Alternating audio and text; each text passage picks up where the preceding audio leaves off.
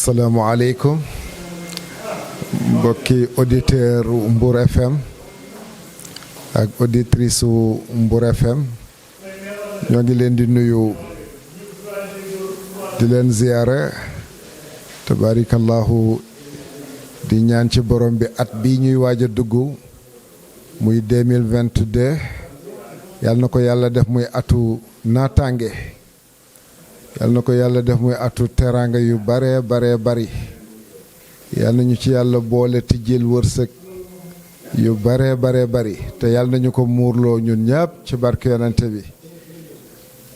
di leen ñaanal atu jàmm di ko ñaanal sunuy auditeur sunuy auditrice ak képp koo xam ne rek mi ngi bàyyi xel Mbour FM 96.5 di ñaan ci borom bi it at mi nekk atu njiglaay ci ñun ñëpp di leen wax kullu amin wa antum bi alfi xayr wassalaamu aleykum wa rahmatullahi taala wa barakatuh